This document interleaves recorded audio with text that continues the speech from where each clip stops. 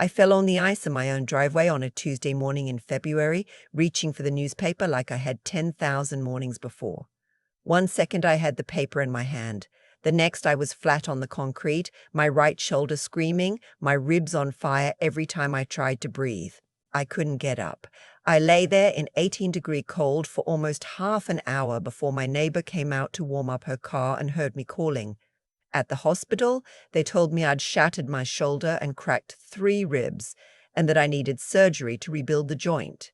The nurses called my daughter 27 times over the next 2 days. She never picked up, not once. When I finally came out of the anesthesia, foggy and aching and frightened, the first face I saw wasn't my daughter's. And the first thing I learned, before I could even sit up, was that while I was on an operating table, my daughter was at a desert resort in Arizona, posting pictures of herself in a white robe with a cucumber drink, and the caption underneath said, "Disconnecting to reconnect.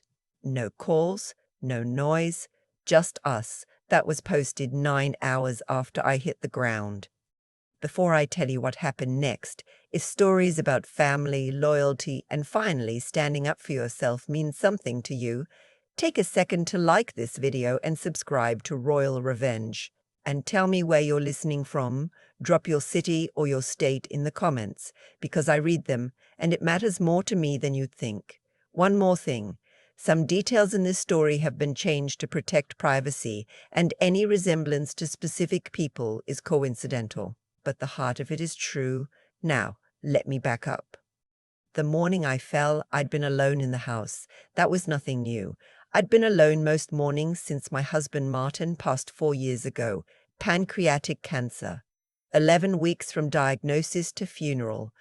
We'd lived in that house in Westerville, Ohio for 36 years. Raised our daughter there.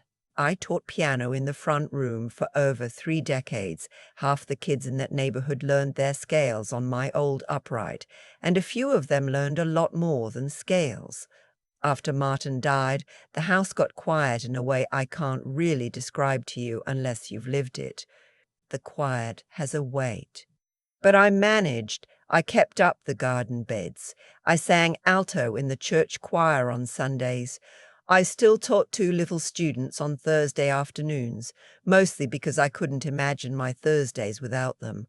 I was 69 years old, and I was not helpless. I want you to remember that, because some people in the story decided to forget it. That Tuesday, I got up at 6, like always, let my old Beagle banjo out into the yard, started the coffee, and went down the driveway in my boots for the paper. There'd been freezing rain overnight. I knew that. I was careful. Careful doesn't always matter. My feet went out from under me so fast there wasn't even time to be scared. I heard something crunch in my shoulder when I landed. Not heard it exactly. Felt it. Deep, the way you feel a door slam in another room. Then the pain came, and it came all at once. I tried to roll over. My right arm wouldn't take any weight. Every breath felt like a knife sliding between my ribs. My phone was inside on the kitchen counter, plugged into the charger, useless as a brick. I called out, but it was February, and every window on the street was shut tight. Banjo stood at the storm door and barked and barked. I remember thinking absurdly that the coffee was going to finish brewing and sit there getting cold, and there was nothing I could do about it. I don't know exactly how long I was on that driveway, 20 minutes, maybe 30, long enough that I stopped shivering, which I knew from 69 years of Ohio winters was not a good sign. Then I heard a storm door bang and a voice, "Hold on, honey, don't you move. I'm calling 911 right now." Birdie Kowalski, 76 years old, 3 houses down, out in her slippers and her dead husband's parka, to start her car like she did every morning. Birdie had been keeping half an eye on me since Martin died. Nobody asked her to. That was just Birdie. The paramedics got there in 9 minutes. They braced my arm, got me on the stretcher, and asked who they should call. I gave them my daughter's cell number. She's my only child. Her number's the first one in my favorites. In the ambulance, the EMT tried her. Straight to voicemail. He tried again. Voicemail. At the hospital, the admitting nurse left 2 messages. The surgical coordinator left 3 more before they wheeled me back. I remember the ceiling tiles going by and asking the nurse, "Did you reach my daughter?" And I remember the little pause before she answered. That pause told me more than anything she said. When I woke up, the room was dim and everything beeped. My whole right side felt like it belonged to somebody else.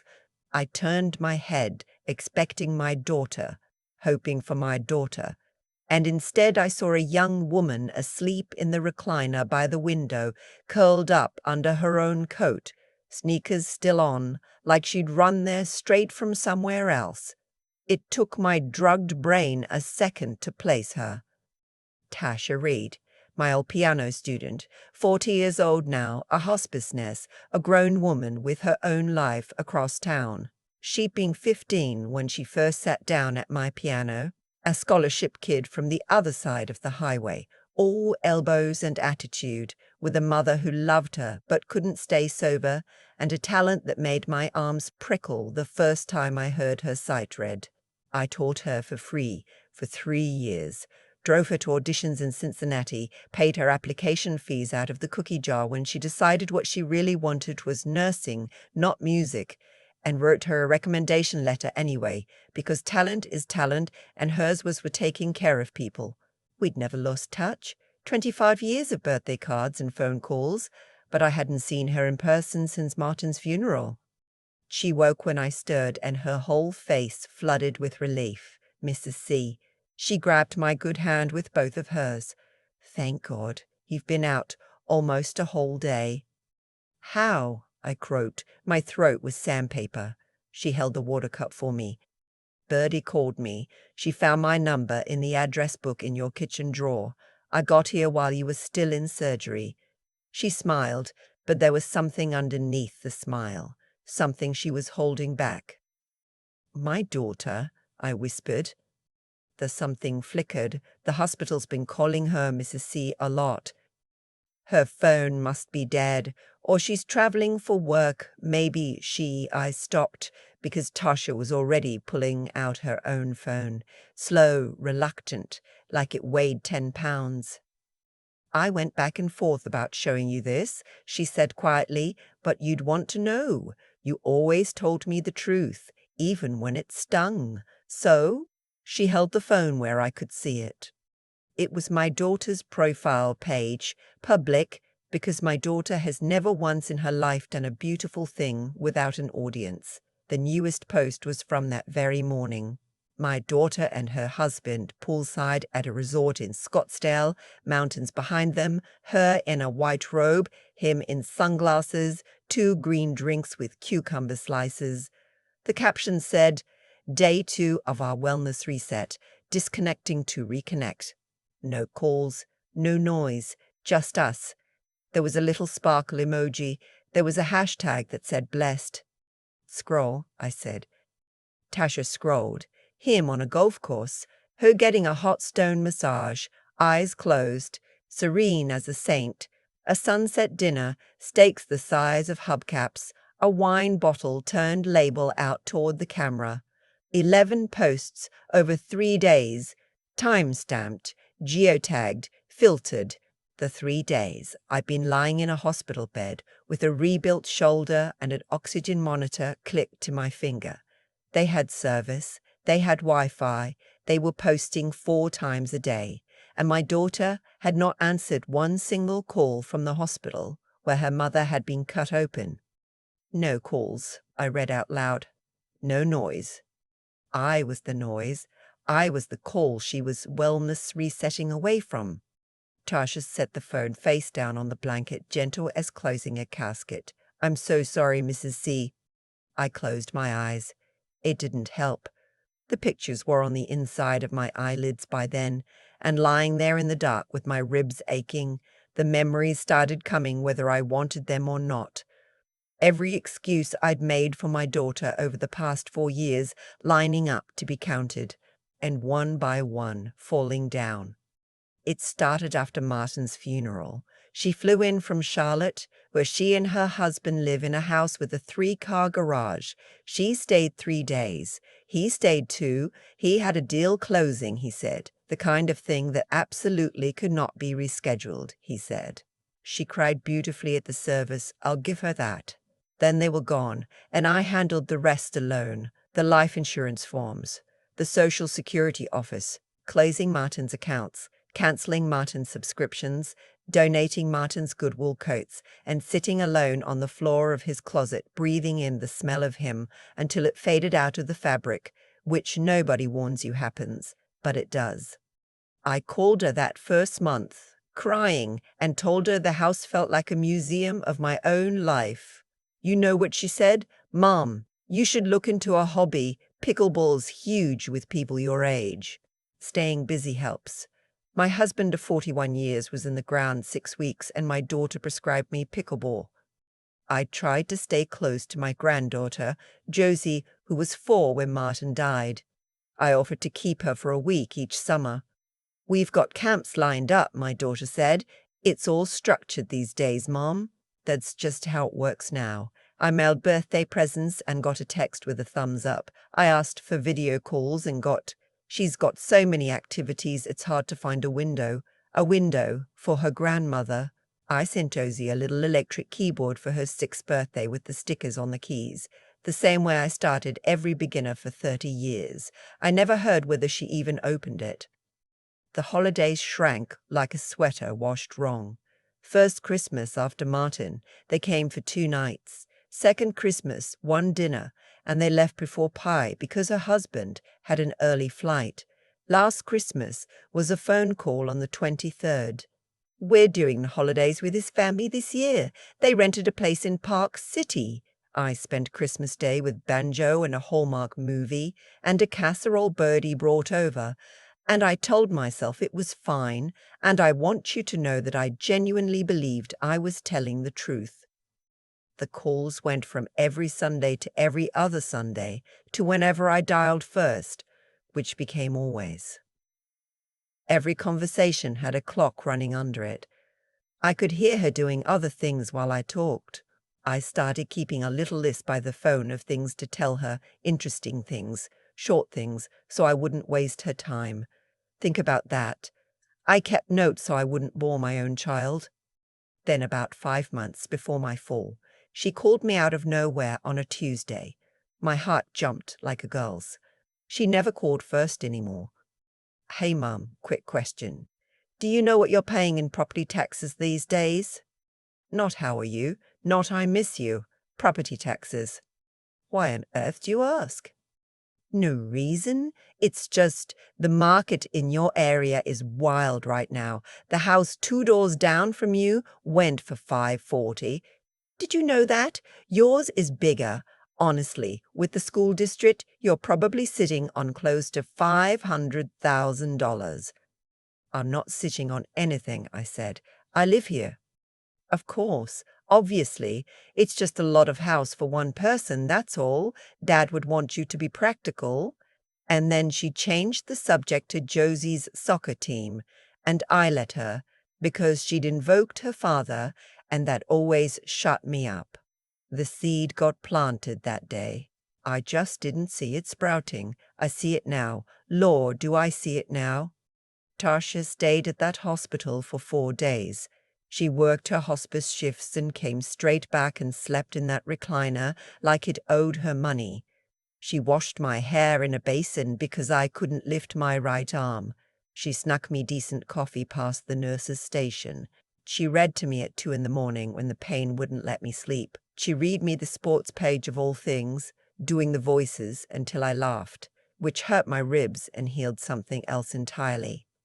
On the 4th day, I had 2 visitors, one after the other, and between them they tore the blindfold clean off. Birdie came first, carrying a Tupperware of stuffed cabbage and a look I'd never seen on her face in 20 years of being neighbors. We talked about my surgery, about who was getting my mail, about Banjo, who was staying with her and had already claimed her good couch. And then she set down her coffee and said, "Honey, I have to tell you something, and I've been sick about it. About 6 weeks ago, your daughter called me. I blinked. Called you? You two haven't talked since. Has she ever called you? Never. That's what made it strange. She was sweet as pie at first, asking about the street, about my knees. Then she got to it. She wanted to know if I'd noticed you being confused lately, forgetful, whether you'd been leaving the stove on, whether you ever seemed lost on your walks, whether I thought you were, her words, safe to be living alone. The hospital room went cold around me. I told her you were sharper than me and her put together. I told her you do the church books in your head faster than the treasurer does them on a calculator. But she kept circling back. She asked if you'd had any falls. Bertie's eyes filled up. I said no, because you hadn't. Not then. And then a month later, you're on your driveway and she's in Arizona, and I keep doing the math on it. And honey, the math is ugly. She left, and I sat there with my heart going like a trapped bird. An hour later, my friend from the choir came by. Opal, second soprano, makes the worst coffee and the best peach cobbler in the county. Flowers, chatter, church gossip. Then her face changed exactly the way Bertie's had, and my stomach dropped before she said a word. I got the oddest phone call a few weeks back, Opal said. From my daughter. Her eyebrows went up. From your son-in-law, actually. Smooth as butter. Said the family was, how'd he put it, getting ahead of things with your care. Asked if I'd noticed memory problems. Whether you ever repeated yourself, missed choir dates. Seemed off. I told him you memorized the entire Christmas cantata when the rest of us were still squinting at the sheet music. She sniffed. He seemed almost disappointed. I should have called you right then. I'm sorry I didn't. I just thought kids worry, you know? 2 calls. 2 of my friends. Same questions, same script, like they were working through a checklist, because, as it turned out, they were. After Opal left, Tasha pulled her chair close and lowered her voice. Mrs. C, there's something else. When I went by your house to get your robe and your glasses, I brought in your mail. I wasn't snooping, I swear, but 2 things had your name on them, and once I saw them, I couldn't unsee them. She took 2 envelopes out of her bag. The first was thick, glossy, and the return address said Willow Bend Estates, Assisted Living and Memory Care. Inside was a brochure, silver-haired people doing chair yoga, a craft room, a dining hall with carnations on the tables, and behind the brochure a letter. Dear family of Mrs. Byte, Caldwell, thank you for your deposit of $3,000 reserving a placement in our memory care wing. As discussed with your daughter, our intake team is ready to begin the assessment process at your convenience. Thank you for your deposit. As discussed with your daughter, they had paid money. They had reserved me a bed in a memory care unit, like booking a kennel before a vacation. The letter was dated 9 days before my fall. My hands were shaking when I opened the second envelope. It was from a real estate brokerage. Confirming your listing consultation, it said, addressed to my son-in-law at my address for a comparative market analysis of my home. My home, the one with my piano in the front room and 41 Christmases in the walls. The consultation was scheduled for March. And then, because apparently the floor I was standing on had 1 more trapdoor in it, I remembered Thanksgiving. They'd actually come, that Thanksgiving, which had thrilled me so much I baked 3 pies. After dinner, my son-in-law spread some papers on the table, insurance updates. He said, beneficiary forms. Just housekeeping, since Dad's gone. I signed where the little flags pointed. I trusted him. You sign things your family puts in front of you. That's what trust is. Lying in that hospital bed, I made Tasha call the lawyer who'd handled Martin's estate and ask him to pull everything recent with my name on it. He called back the next morning. Mixed into that stack of housekeeping had been a financial power of attorney, naming my daughter, properly witnessed. properly executed, signed by me at my own table with pie on my breath like a lamb signing the order slip at the butcher's.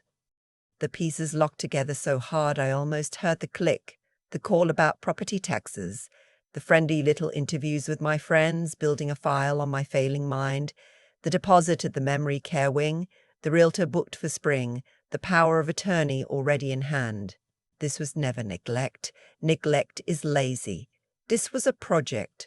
Declare Mom incompetent. Slide her into a facility, sell the house out from under her, and pour $500,000 into the 3-car garage lifestyle.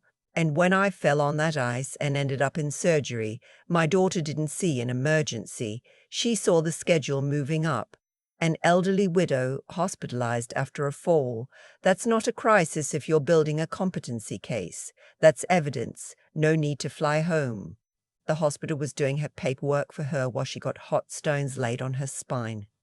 Except she'd built the whole plan on one assumption, that I was already gone. Soft, confused, finished, and I've never been any of those things.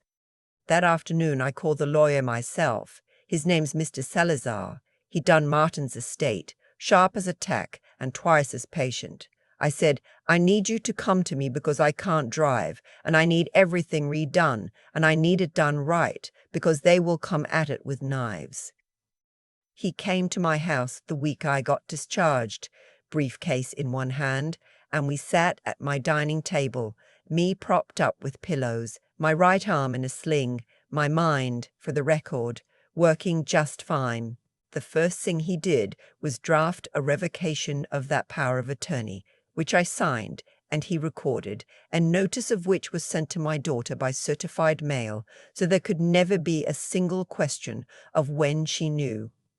The second thing he said changed everything, and I'm telling it to you because I know how many of you think about these things. I'd said, I want to rewrite my will, and he shook his head slowly and said, a will only matters after you're gone.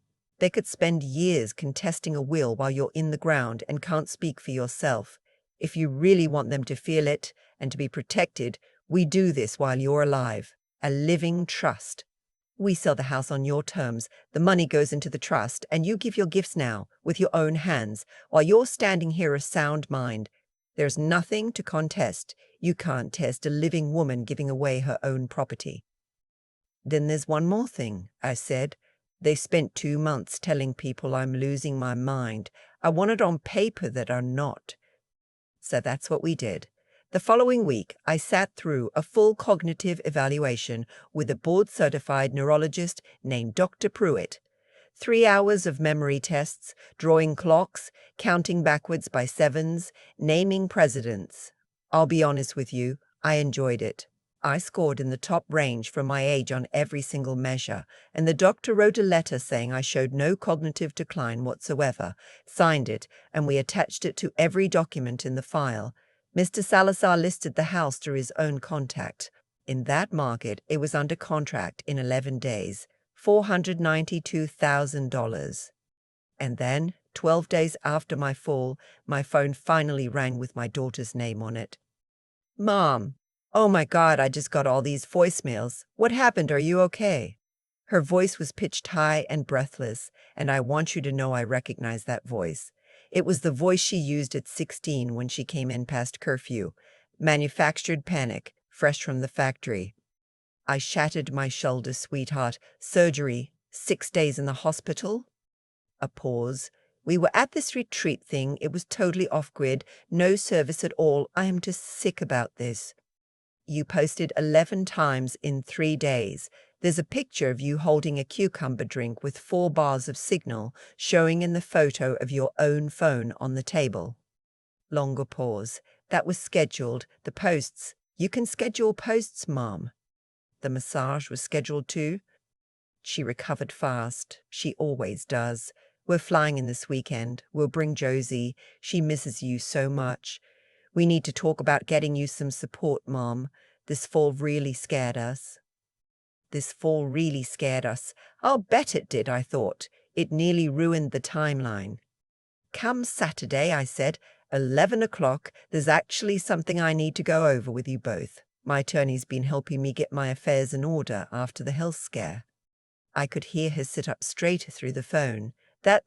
Wow, Mom, that's really responsible of you. Of course, whatever you need, we will absolutely be there. Too fast, too bright. When we hung up, I sat looking at the phone for a long minute, and I won't lie to you, part of me was hoping right up until the end that I was wrong about all of it. That's the thing nobody tells you about discovering the truth. You keep one little candle burning for the lie. Saturday, 11 o'clock sharp, they pulled into my driveway in a rented SUV. No Josie. Birthday party, my daughter said breezily. Couldn't miss it, you know how it is. 45 minutes, that's how long they stayed engaged before the glancing at watches started. My son-in-law complimented the house twice. The bones of it, he said, the lot size, what the neighborhood had become. My daughter asked about my shoulder the way you ask a co-worker about their weekend, and when I mentioned, mildly, that the attorney would have everything ready to review Wednesday at 2, right here at the house, they traded a look, quick as a card trick. But I caught it, the gleam. They thought the fruit was finally falling off the tree. "We'll be there," my son-in-law said warmly, shaking my left hand carefully, so very carefully, like I was made of sugar.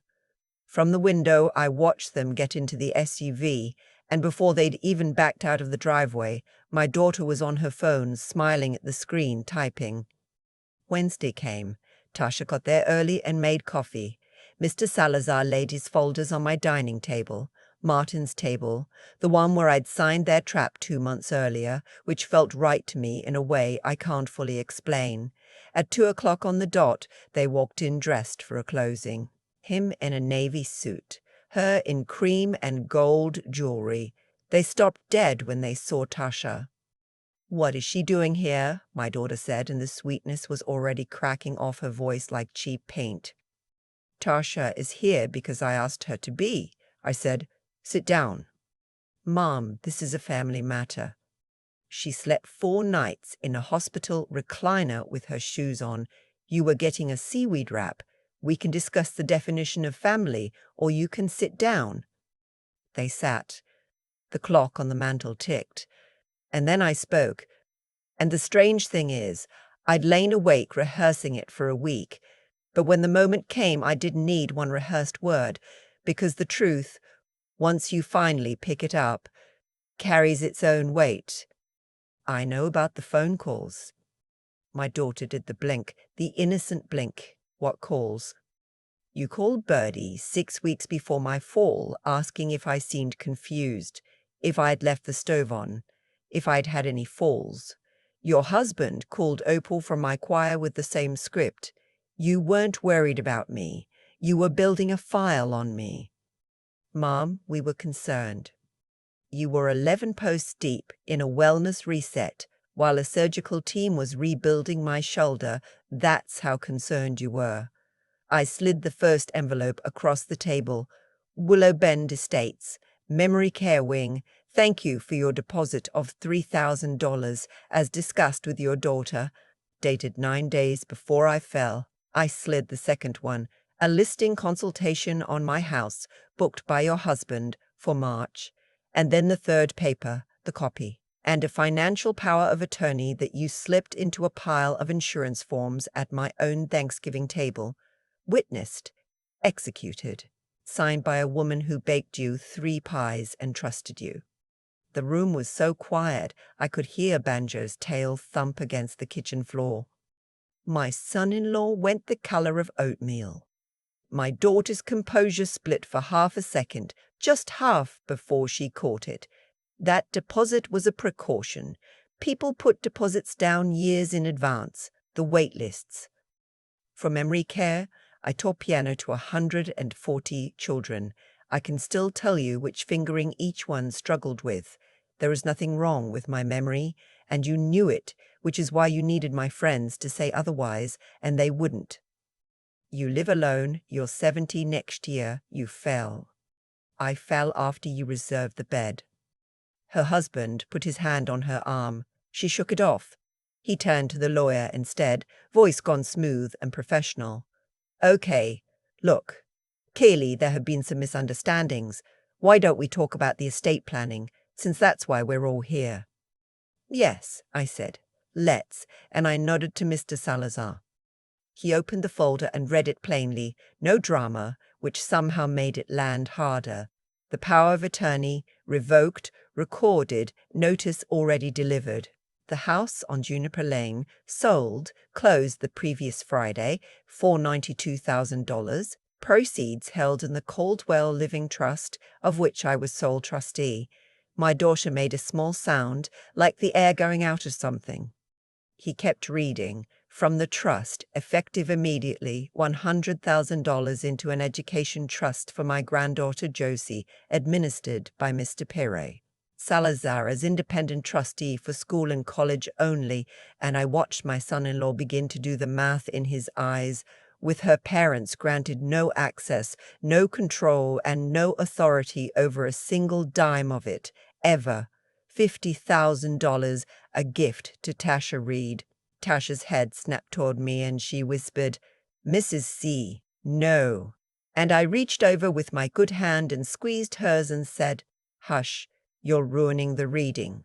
$60,000 to the Children's Hospital for the music therapy program, $40,000 to the church, and $50,000 to fund the Martin Caldwell Memorial Scholarship at the community college for nursing students, for kids like a certain 15-year-old I once knew who needed somebody to cover the application fees. The remainder stayed in trust for my own living expenses, my apartment, my groceries, my plane tickets, but I'll get to that. My daughter's voice came out flat and dangerous. You're giving it away. You're giving everything away while you're alive. That's exactly right. While I'm alive, of sound mind. I tapped Dr. Pruitt's letter, sitting on top of the stack. Comprehensive neurological evaluation 2 weeks ago. Top scores. Signed, board certified, attached to every document. You spent 2 months telling people I was losing my mind. Turns out it's the best documented mind in Franklin County. We'll challenge it, she snapped. Undue influence. Her. She jabbed a finger at Tasha. This stranger worming in. Mr. Salazar didn't even look up. Challenge what exactly? Your mother is alive. There is no will being probated. A competent adult sold her own home and gave gifts of her own money with a contemporaneous neurological evaluation and 2 independent witnesses. You're welcome to spend $80,000 in legal fees finding out how that goes. I can recommend several firms that will happily take it. My son-in-law stood up first.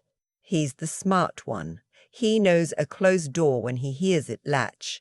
My daughter stood slower, gathering her purse, her jewelry flashing, and at the door she turned around and fired the last shot. You're going to regret this, Mum, when you're older, when you really do need somebody and nobody comes. And I looked at her, at this woman I'd walked the floor with through colic, whose recital dresses I'd sewn, whose excuses I'd recited to myself like a rosary for 4 straight years, and I felt something settle in me, quiet and final. Sweetheart, I already lived that day. I was flat on a frozen driveway for half an hour, and then on an operating table for 3. 27 calls. The somebody who came was a 76-year-old neighbor in her slippers. The somebody who slept in the chair was a girl I taught piano to in 1999. The somebody who didn't come is standing in my doorway threatening me with loneliness. You're 4 years too late to scare me with it. I've already been alone. The only thing that's changed is I've stopped calling it something else. They left. The drawer didn't slam.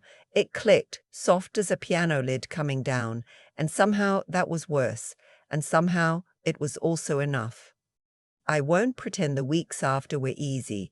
Some mornings I'd wake up and reach for the phone to call my daughter before I remembered that the daughter I wanted to call was someone I'd partly invented, the way you do, out of hope and old photographs.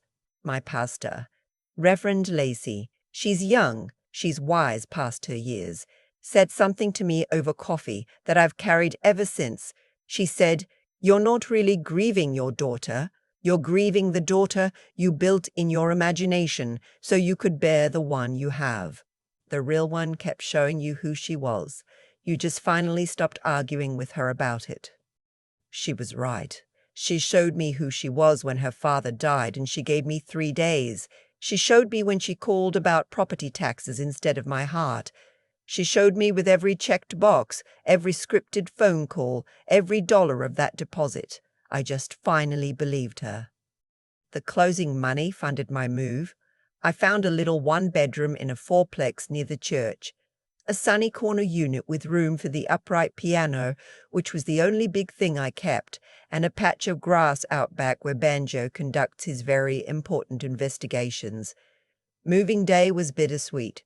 36 years in boxes. Martin's recliner went to Bertie's son. His tools went to the church handyman ministry. The dining table. The table where I got fooled, and the table where I got fooled, and the table where I got free, went home with Tasha in her brother's truck. She ran her hand over the wood and said, "Are you sure?" And I said, "Martin always wanted that table full of people who actually show up. Go fill it."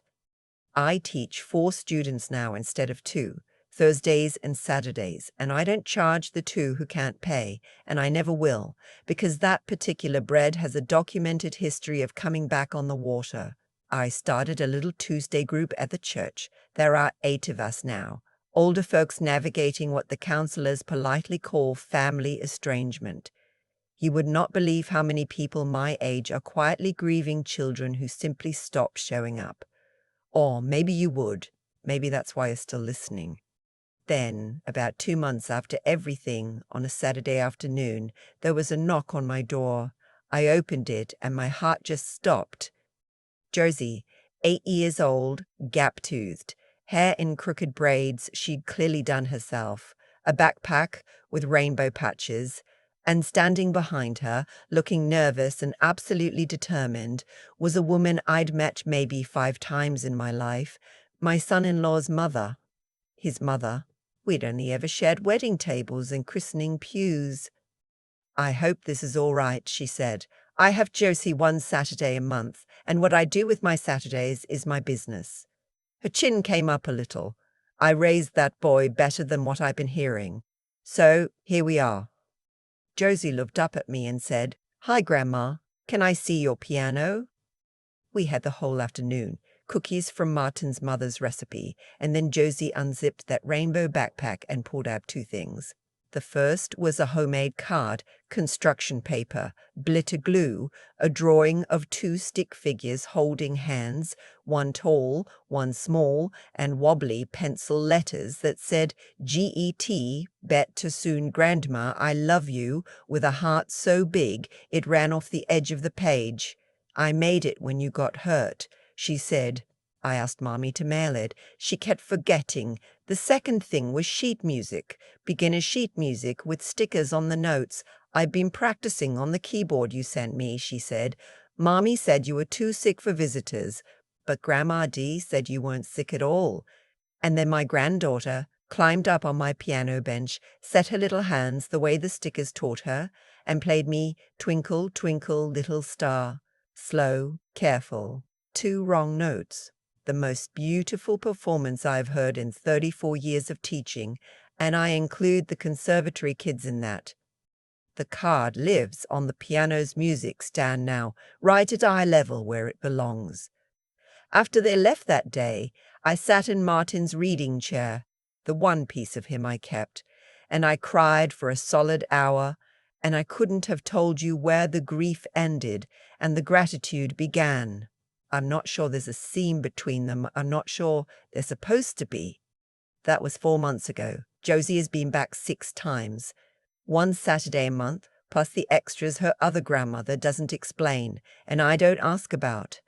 Whether my daughter knows, I couldn't tell you. That's between her and the woman raising her conscience for her. My shoulder healed well. I can play again, all but the biggest stretches, and the physical therapist says even those will come. I walk every morning. A new route now, through the park by the church, and Banjo waits at the window like I'm shipping out to sea and greets me like I've returned from it. And on my nightstand there is a plane ticket, New Orleans, 2 weeks in April by myself, the first trip I've ever taken alone in my entire life. Martin and I always said we'd go hear live jazz on Frenchman Street, real piano in a real room, and we said it for 41 years and never went. I look at that ticket every morning while I drink my coffee. It scares me a little. It thrills me more. People ask if I regret it. Cutting them off. Giving it away while I'm breathing instead of leaving it behind me like everyone's supposed to. And I'll be honest with you, because you stay with me this long and you've earned the honest answer, it's complicated. I don't regret protecting myself. I don't regret $1 of where that money went. Every cent of it landed on somebody who showed up. But I still grieve. I grieve the daughter I thought I was raising. I grieve the old age I imagined, the one with Sunday dinners in it. Making the right decision doesn't cancel the grief. It just means you're not paying for the wrong one anymore. Here's what I know now. At 69, with a healed shoulder and a small sunny apartment, and a dog with no respect for furniture, and a piano with a glitter glue card on the stand. Family is not who shares your last name or your blood type. Family is who comes out in their slippers at 18 degrees. Family is who sleeps 4 nights in a vinyl recliner. Family is who drives a little girl across town one Saturday a month because somebody's got to do right, even when it's her own son she's doing right against. I spent 40 years being the dependable one, the wife, the mother, the teacher, the alto who never missed a Sunday, and when I finally went down hard, the people I'd given the most to were poolside with cucumber water. And the people I'd helped without ever keeping score came back with stuffed cabbage and sports pages and certified letters. You teach people how to treat you. For 4 years, I taught my daughter that I would absorb anything, excuse anything, shrink to whatever size made her comfortable. The day I changed the lesson, she called it cruelty. That stopped being my problem the moment the door clicked shut. If you're listening to this and you see yourself anywhere in my story, hear me on this one thing. It is not too late. It is not too late to stop auditioning for people who decided years ago not to cast you. It is not too late to stop shrinking. And it is not too late to look up and notice that the people who actually love you have been standing on your porch in their slippers the whole time, waiting for you to open the door. I'm 69 years old. I have a dog, a piano, 4 students, a Tuesday group, a church that feeds me in every sense, a former student who became my family, and a granddaughter who plays Twinkle Twinkle with 2 wrong notes and her whole heart. I have a plane ticket to New Orleans on my nightstand, and for the first time in 4 years, I wake up looking forward to the day. If this story reached you, tell me about it in the comments. Have you ever had to choose yourself over family? Have you found the people who actually show up? Your story might be exactly what somebody else out there needs to hear tonight. And if you want more stories about courage, boundaries, and starting over when everyone said it was too late, subscribe to Royal Revenge, because there's always another door about to click shut and another woman about to find out she's stronger than the people who counted her out. Some stories on this channel may include fictionalized details, but the truth underneath is real. And the truth is this: it is never, ever too late to choose yourself. Thank you for staying with me to the end. I'm glad you're here. I keep coming back to one thing. Nothing in this story happened by accident. Every harvest had a planting season. My daughter didn't become a stranger overnight. She became one phone call at a time, and I helped, because every time she gave me less, I asked for less. I taught her, year after year, that I was a debt she'd never be called on to pay. And Tasha sleeping 4 nights in that hospital recliner? That wasn't luck either. That was a seed I planted 25 years earlier, staying late with a 15-year-old at my piano, never once imagining it would come back to me on the worst week of my life. You don't always get to choose what comes back to you, but you absolutely choose what you put out. That's the math of a life, and it never stops running, even when you're not looking at it. What saved me in the end were three things I almost let go rusty. The first was plain decency, doing right by people when there was nothing in it for me. I didn't help Tasha to earn a nurse at my bedside someday. I helped her because she was a kid who needed somebody. But character is the only investment that pays you back when everything else has been emptied out. The people who showed up on my driveway and in my hospital room weren't drawn by my money. They were drawn by years of soup carried down the street and lessons taught for free. The second was a clear head. Love had blinded me for 4 years. I'd made excuses the way some people make coffee, automatically, every single morning. But when the evidence finally landed in my lap, I made myself look at it. All of it. The phone calls to Birdie, the deposit at that facility, the papers slid under my pen at my own Thanksgiving table. Wisdom isn't being smart, it's being willing to see what's actually in front of you, even when it breaks your heart, and then thinking 3 steps ahead instead of reacting in rage. I didn't scream. I called a lawyer, sat for the evaluation, sold the house, and gave my gifts while I was alive and sharp and standing. Cold clarity beat hot anger, and it always will. And the third was grit, because knowing the right thing and doing it are two different animals. It took everything I had to sit at that table with a rebuilt shoulder and look at my own child and not fold. It took more to wake up in the weeks after, reaching for a phone I could no longer dial, and get dressed anyway, walk anyway, teach anyway. Strength isn't not hurting, it's hurting and continuing. So here's what I'd leave you with from one ordinary woman who learned it late. Plant goodness even when no one's watching, because someday you'll be flat on the ice and your whole life will either come running or it won't. Keep your eyes open, especially with the people you love most. Love them, but see them.